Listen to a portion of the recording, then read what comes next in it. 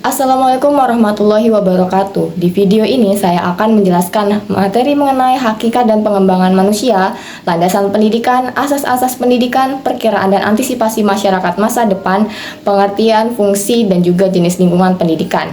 Yang pertama, saya akan membahas materi mengenai hakikat manusia dan pengembangannya. Hakikat manusia merupakan ciri-ciri karakteristik yang secara prinsipal membedakan manusia dari hewan. Ini termasuk akal pikiran, kemampuan bereksistensi, pemilikan kata hati, moral atau etika, kemampuan menghayati kebebasan, kesediaan melaksanakan kewajiban, dan kemampuan untuk menyadari diri. Perkembangan manusia terutama ditentukan oleh faktor-faktor seperti pembawaan yang terdapat pada waktu dilahirkan, kualitas dimensi hakikat, dan tingkat keutuhan perkembangan. Pendidikan memiliki peran penting dalam membantu peserta didik untuk menumbuh kembangkan potensi-potensi kemanusiaan mereka. Selanjutnya, apa saja sih dimensi-dimensi yang ada pada hakikat manusia dan pengembangannya itu? Yang pertama, ada dimensi keindividualan. Dimensi keindividualan ini merupakan salah satu dimensi perkembangan manusia yang berkaitan dengan kepribadian seseorang. Keindividualan merupakan keutuhan yang tidak dapat dibagi-bagi yang menjadi ciri-ciri unik dari setiap individu. Dimensi keindividualan ini berkaitan dengan kepribadian seseorang. Keindividualan merupakan kepribadian seseorang yang merupakan suatu keutuhan yang tidak dapat dibagi-bagi yang menjadi ciri-ciri unik dari setiap individu. Potensi individu yang berarti setiap anak itu memiliki potensi sendiri dari awal dia dilahirkan, dan kemudian potensi itulah yang akan mengembangkan diri mereka. Selanjutnya ada dimensi kesosialan. Dimensi kesosialan merupakan salah satu dimensi perkembangan manusia yang berkaitan dengan sifat-sifat kemasyarakatan, seperti suka memperhatikan umum dan suka menolong. Kesosialan bertujuan untuk membangun dan memperkuat hubungan antar manusia, seperti membangun kemasyarakatan yang harmonis. Dimensi kesosialan terutama berkaitan dengan yang pertama ada sifat-sifat kemasyarakatan. Kesosialan ini merupakan sifat-sifat kemasyarakatan yang memiliki sifat suka memperhatikan umum dan juga suka menolong. Yang kedua ada hubungan antar manusia. Maksudnya adalah kesosialan ini di dalam hubungan antar manusia itu bertujuan untuk membangun dan juga memperkuat hubungan antar manusia serta membangun kemasyarakatan yang harmonis. Yang ketiga, ada kecenderungan untuk masuk ke dalam masyarakat. Dimensi kesosialan ini merupakan kecenderungan manusia untuk masuk ke dalam masyarakat yang terikat bersama dengan oposisi timbal balik yang dilakukan secara terus-menerus dan dapat mengancam atau memecah masyarakat itu sendiri. Selanjutnya ada dimensi kesusilaan. Dimensi kesusilaan ini berbeda dengan dimensi kesosialan. Dimensi kesusilaan merupakan salah satu dimensi perkembangan manusia yang berkaitan dengan nilai-nilai yang dapat mempengaruhi keputusan dan juga tindakan seseorang. Dimensi kesusilaan ini merupakan kondisi moral dan emosi seseorang yang dapat mengarahkan orang tersebut kepada tindakan yang mana yang baik dan juga mana yang benar. Dimensi kesusilaan ini berkaitan dengan nilai. Nilai di dimensi kesusilaan ini merupakan nilai-nilai yang dapat mempengaruhi keputusan dan juga tindakan yang akan diperbuat oleh seseorang. Yang kedua ada kondisi moral dan juga emosi. Di dimensi kesusilaan ini merupakan kondisi moral dan emosi seseorang itu dapat mengarahkan orang tersebut kepada tindakan yang baik dan juga tindakan yang benar. Selanjutnya ada dimensi keberagaman. Dimensi keberagaman ini merupakan salah satu dimensi pada perkembangan manusia yang berkaitan dengan kemampuan seseorang untuk mengenal dan juga menghargai berbagai macam keberagaman di dalam hidupnya. Keberagaman ini merupakan sifat yang menjadi ciri-ciri unik dari setiap individu termasuk budaya, kepercayaan, dan juga kebiasaan. Dimensi keberagaman ini berkaitan dengan kemampuan seseorang untuk mengenal dan juga menghargai keberagaman. Keberagaman itu merupakan sifat yang menjadi ciri-ciri unik dari setiap individu termasuk budayanya, kepercayaan seseorang, dan juga kebiasaan dari yang sering dilakukan oleh seseorang. Selanjutnya ada pengenalan dan juga hargai budaya. Melalui kepercayaan dan juga kebiasaan, keberagaman itu merupakan sifat yang menjadi ciri unik dari setiap individu, yang termasuk adanya budaya, kepercayaan, dan juga kebiasaan itu sendiri. Selanjutnya ada wujud sifat hakikat manusia. Apa saja sih wujud dari sifat hakikat manusia itu? Wujud sifat hakikat manusia itu terdiri dari yang pertama ada kemampuan untuk menyadari diri. Kemampuan menyadari diri ini adalah ciri-ciri karakteristik manusia yang secara prinsipal itu dapat membedakan manusia dari hewan, karena pada adanya kemampuan menyadari diri ini manusia itu memiliki ciri khas atau yang bersifat manusia itu bersifat unik. Yang kedua ada kemampuan untuk bereksistensi. Kemampuan bereksistensi itu adalah kemampuan yang menempatkan diri seseorang itu sendiri. Misalnya pendekatan itu antara guru dan juga siswa. Belajar mengantisipasi keadaan atau siswa. Maksudnya adalah guru dengan siswa ini belajar untuk mengantisipasi keadaan atau peristiwa yang akan terjadi. Yang selanjutnya ada pemilikan kata hati atau kata hati.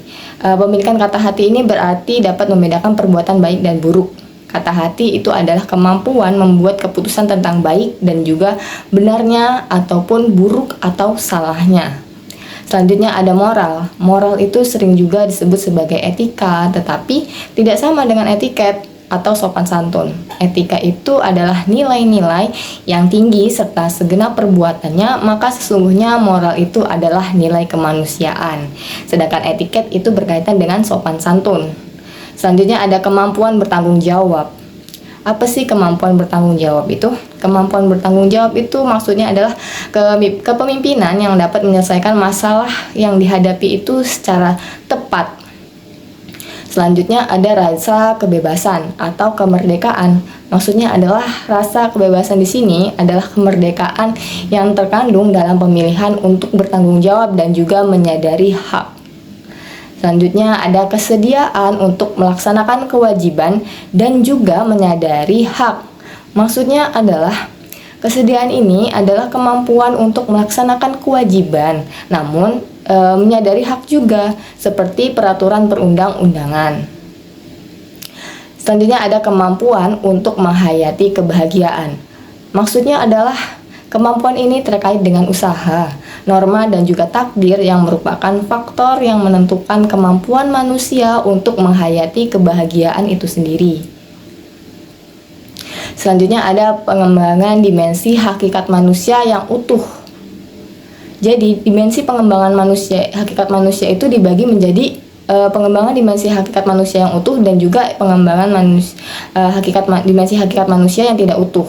Nah, yang utuh ini itu bertujuan untuk mengembangkan semua dimensi hakikat manusia secara optimal dan juga bertanggung jawab, sehingga manusia itu dapat mencapai tujuan yang diinginkan dalam hidup mereka. Sedangkan pengembangan dimensi hakikat manusia yang tidak utuh itu pengembangan yang terjadi di dalam proses pengembangan jika ada unsur yang misalnya dimensi kesosialan ini didominasi oleh pengembangan dimensi keindividualan. Hal ini berarti bahwa pengembangan dimensi keindividualan mendominasi pengembangan dimensi kesosialan, sehingga pengembangan tersebut tidak terpadu dan juga tidak memenuhi kebutuhan yang diperlukan. Baik, itu saja yang dapat saya sampaikan. Semoga bermanfaat. Jangan lupa simak video selanjutnya mengenai materi tentang selanjutnya saya akan menjelaskan materi mengenai landasan pendidikan. Apa saja sih yang terdapat pada landasan pendidikan itu? Apa pengertian pendidikan itu? Pendidikan adalah usaha sadar yang sistematis, sistemik, dan selalu bertolak dari sejumlah landasan serta mengindahkan sejumlah asas-asas tertentu. Selanjutnya, apa saja landasan pendidikan itu? Menurut landasan pendidikan, yang mengartikan pendidikan adalah sesuatu yang universal dan berlangsung secara terus-menerus tak terputus dari generasi ke generasi dimanapun di dunia ini. Dalam landasan pendidikan terdapat landasan filosofis, landasan sosiologis, landasan kultural, dan juga landasan psikologis serta landasan ilmiah dan teknologis. Mari saya bahas satu persatu. Yang pertama ada landasan filosofis. Landasan filosofis ini merupakan landasan yang berkaitan dengan makna atau hakikat pendidikan yang berusaha untuk menelaah masalah-masalah pokok seperti apakah pendidikan itu, mengapa pendidikan itu diperlukan, dan apa yang seharusnya menjadi tujuan dan sebagainya. Itu yang termasuk dalam landasan sosiologis. landasan apa ini?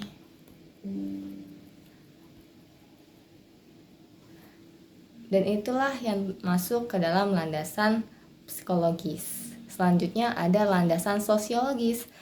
Sosiologi mempelajari berbagai tindakan sosial yang menjelma dalam realitas sosial yang berkaitan dengan kegiatan pendidikan. Kegiatan pendidikan ini merupakan suatu proses interaksi antara dua individu, bahkan dua generasi yang memungkinkan generasi muda untuk mengembangkan diri. Sosiologi pendidikan itu merupakan analisis ilmiah tentang proses sosial dan juga pola-pola interaksi sosial di dalam sistem pendidikan. Selanjutnya ada landasan kultural. Apa sih landasan kultural itu? Kultural atau kebudayaan. Kebudayaan berarti sebagai gagasan dan karya manusia beserta hasil budi dan karya itu akan selalu terikat atau terkait dengan pendidikan, utamanya adalah belajar. Kebudayaan ini dapat dibentuk, dilestarikan, atau dikembangkan melalui pendidikan. Selanjutnya, apa sih landasan psikologi itu? Dalam pendidikan, landasan psikologi ini selalu berkaitan dengan pendidikan yang melibatkan aspek kejiwaan manusia, sehingga landasan psikologis ini merupakan salah satu landasan yang penting dalam bidang pendidikan itu sendiri. Perbedaan individual terjadi karena adanya perbedaan berbagai aspek kejiwaan antara peserta didik satu dengan peserta didik yang lain.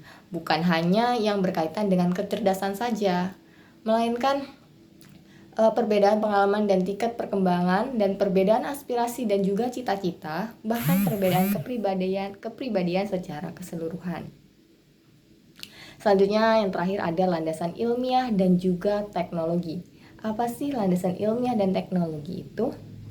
Seiring perkembangan iptek dan kebutuhan masyarakat yang makin kompleks, maka pendidikan dalam segala aspek mau tidak mau itu harus mengakomodasikannya ke dalam perkembangan iptek itu sendiri. Baik perkembangan iptek yang bersifat untuk pendidikan maupun iptek yang digunakan untuk perkembangan masyarakat itu sendiri. Selanjutnya, saya akan menjelaskan mengenai asas-asas pendidikan. Asas pendidikan merupakan suatu kebenaran yang menjadi dasar atau tumpuan berpikir baik pada tahap perancangan maupun pelaksanaan pendidikan. Karena asas-asas tersebut bersumber dari pemikiran dan juga pengalaman sepanjang sejarah perkembangan pendidikan di Indonesia. Selanjutnya, apa saja sih asas-asas dalam pendidikan itu? Yang pertama ada asas Tuturi Handayani. Asas ini merupakan gagasan yang mula-mula dikemukakan oleh Ki Hajar Dewantara, seorang perintis kemerdekaan dan pendidikan nasional. Tuturi Handayani mengandung arti pendidik itu memiliki kewibawaan yang dimiliki, mengikuti dari belakang, dan juga memberikan pengaruh. Tidak menarik-narik dari depan, membiarkan anak untuk mencari jalan sendiri, dan bila anak tersebut melakukan kesalahan, baru pendidik membantunya. Maksud dari asas Tuturi Handayani ini adalah sebagai pendidik hendaknya mampu menyalurkan dan juga mengarahkan perilaku dan segala tindakan siswa untuk mencapai tujuan pendidikan yang telah dirancang. Sebagai contoh, seorang pendidik harus memberikan kesempatan kepada siswanya untuk mengemukakan ide dan juga prakarsa yang berkaitan dengan mata pelajaran yang diajarkannya agar dapat merangsang pola berpikir dari siswa tersebut. Selanjutnya, ada asas belajar sepanjang hayat atau lifelong learning, yang berarti pendidikan sepanjang hayat ini atau pendidikan seumur hidup dalam proses belajar mengajar di sekolah seyogyanya itu adalah untuk mengembangkan sekurang-kurangnya dua hal pokok. Yang pertama itu membelajarkan peserta didik dengan efisien dan juga efektif, dan yang kedua itu untuk meningkatkan kemauan dan juga kemampuan belajar mandiri peserta didik itu sebagai basis dari belajar sepanjang hayat. Selanjutnya ada asas kemandirian dalam belajar, yang diartikan sebagai aktivitas belajar yang berlangsung itu lebih didorong oleh kemauan sendiri, pilihan sendiri, dan tanggung jawab sendiri dari pembelajarannya. Belajar mandiri dapat diartikan sebagai usaha individu untuk melakukan kegiatan belajar secara sendirian maupun dengan bantuan orang lain berdasarkan motivasinya sendiri untuk menguasai suatu materi pembelajaran. Selanjutnya, apa saja sih permasalahan dalam penerapan asas-asas pendidikan itu? Yang pertama ada masalah pendekatan komunikasi oleh guru. Maksudnya adalah dalam komunikasi demikian ini, pendidik itu menempatkan dirinya dalam kedudukan yang lebih tinggi dibandingkan peserta didik itu sendiri. Bahkan, tidak jarang peserta didik itu dijadikan objek komunikasi oleh seorang guru. Itu adalah salah satu permasalahan dalam penerapan asas-asas pendidikan saat ini.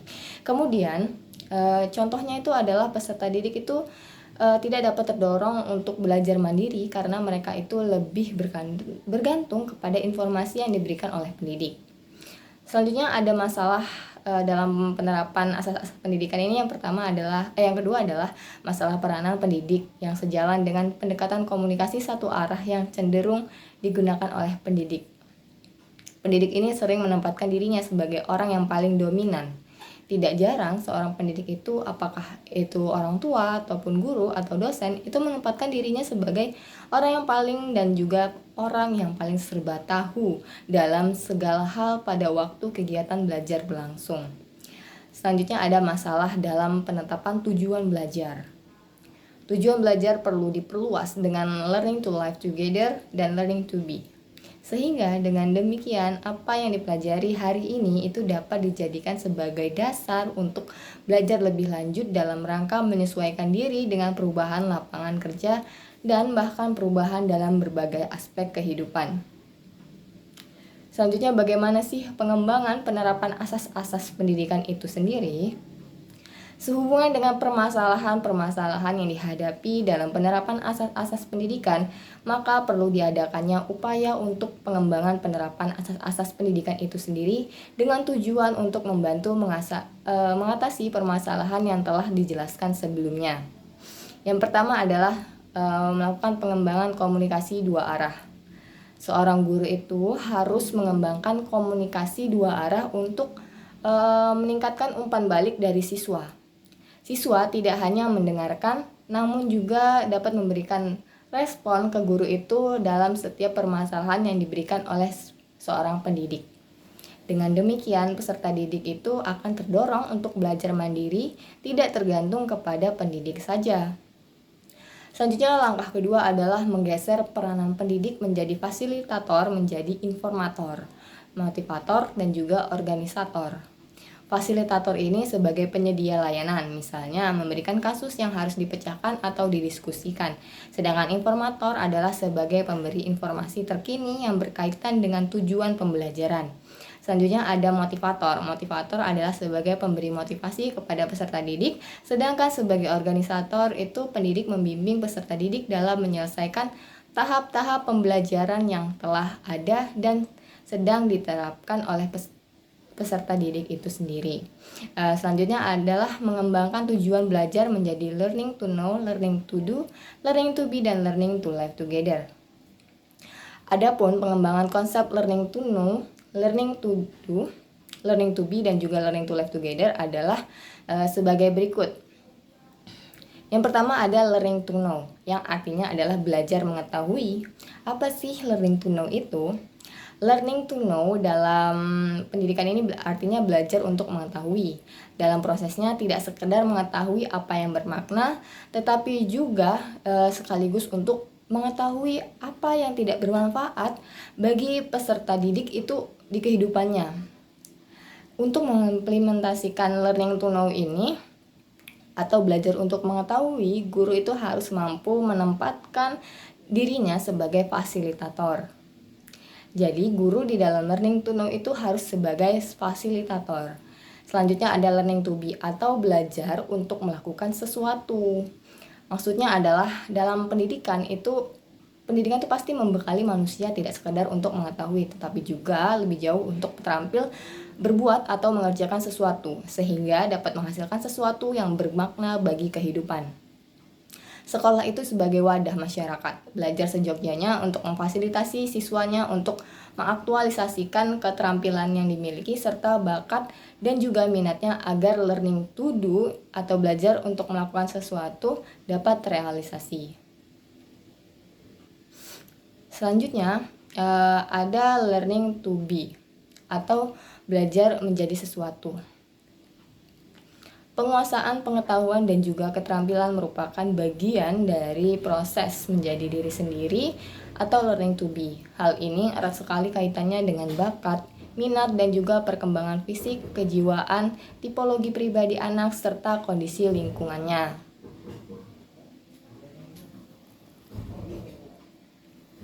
Yang terakhir ada learning to live together atau belajar hidup bersama. Pada pilar keempat ini, kebiasaan hidup bersama, saling menghargai, terbuka, memberi, dan juga menerima perlu dikembangkan di sekolah. Kondisi seperti inilah yang memungkinkan tumbuhnya sikap saling pengertian antara suku dan juga agama. Selanjutnya ada materi perkiraan masyarakat masa depan. Pendidikan itu selalu berlangsung dalam suatu latar masyarakat dan juga kebudayaan tertentu. Demikian pula di Indonesia, pendidikan nasional dilaksanakan itu berdasarkan latar masyarakat dan juga kebudayaan Indonesia. Karakteristik negara berkembang sebagai ciri masyarakat masa depan yang pertama ada kecenderungan dalam globalisasi. Yang kedua yaitu perkembangan arus komunikasi yang semakin padat dan juga cepat. Yang ketiga ada perkembangan iptek, dan yang keempat adalah peningkatan layanan profesional. Selanjutnya ada 4 bidang kekuatan gelombang globalisasi yang kuat. Yang pertama ada bidang iptek, kedua ada bidang lingkungan, yang ketiga ada bidang ekonomi, dan yang terakhir ada bidang pendidikan. Selanjutnya apa saja sih upaya pendidikan itu dalam mengantisipasi masa depan? Masyarakat masa depan dengan ciri globalisasi, kemajuan iptek, dan juga kesempatan menerima arus informasi yang padat dan cepat dan sebagainya. Tentunya memerlukan warga yang mampu untuk menghadapi seluruh permasalahan serta siap menyesuaikan diri dengan situasi baru tersebut. Selanjutnya ada materi pengertian lingkungan pendidikan. Muhammad Surya pada tahun 2014 mengartikan sebagai lingkungan adalah segala hal individu sehingga individu itu turut terlibat dalam mempengaruhi perkembangannya. Dalam Tripusat Pendidikan itu ada 3 lingkungan. Yang pertama ada lingkungan keluarga, lingkungan sekolah, dan juga lingkungan masyarakat. Dan fungsi pendidikan dalam Tripusat Pendidikan yaitu untuk menumbuhkan kreativitas subjek didik, memperkaya khazanah budaya manusia, dan menyiapkan tenaga kerja yang produktif. Selanjutnya apa sih timbal balik Tripusat Pendidikan? Yaitu melalui Tripusat Pendidikan itu dapat melakukan pembimbingan berbudaya, pengajaran pengetahuan dan dalam hal pelatihan dan juga pelatihan dalam keterampilan. Dalam Tripusat Pendidikan itu ada 2. Yang pertama ada Tripusat Pendidikan berupa pendidikan yang dapat direncanakan dan juga pendidikan yang tidak direncanakan. Terima kasih, semoga bermanfaat. Wassalamualaikum warahmatullahi wabarakatuh.